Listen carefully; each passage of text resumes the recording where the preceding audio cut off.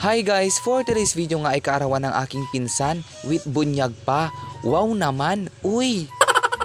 At so ayun, napaaga nga akong gumising para tulungan ko yung mga pinsan kong mag-decor. Ano ba ka, Self? Hindi nga kaya ni Self na mag-isa, kaya naman nag-request back up si Self. Kesa naman mag-abang pa kami sa magde-decor. Kung kaya naman namin, basta magtulong-tulong kami, okay na yon, Self. At least kahit papaano, alam naman namin mag-decor. O, diba? Bongga. Tas ito na nga yung kinalabasan ng aming ginawa. Tingnan nyo naman. Perfect! Tas ako ngayon nag-isip na lagyan ng Christmas light. Yung parang may fountain kumbaga. Ganun be. Siyempre nag-agree naman yung mga pinsan ko. Maganda kasi siya kapag may ilaw-ilaw siya sa gabi. O, diba? At ito naman nga yung cake niya. Kakarating nga yan siya. At sana naman matikman ni Self yan. Uy! At medyo nahirapan nga kami dito. Kasi nga yung balon na parang Hello Kitty, natatanggal yan siya, Self. Uy! Pero syempre, no one's give up. Uy, English yan, Self.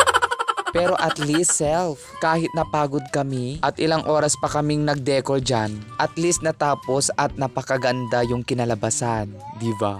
Ay aba, syempre hindi mawawala yung lalamutin namin mamaya, Self. At ito nga yung mga iba't ibang putahe niya. Hindi ko nga alam yung pangalan ng mga ibang putahe. Basta hindi mawawala ang igado kasi number 1 yun, Self.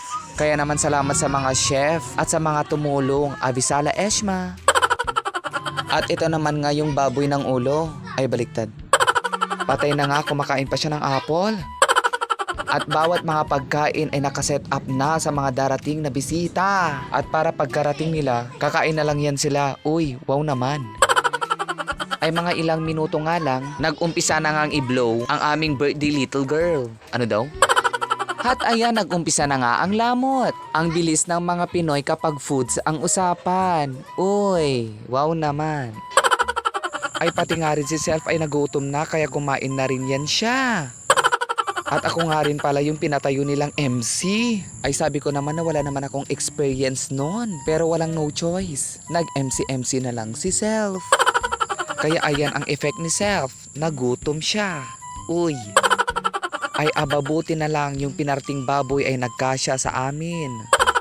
At ipinakita ko nga rin pala sa inyo ang aking pinsan. Sabi ko sa kanya na mag-hello vlog siya. Dinumog niya pa ako.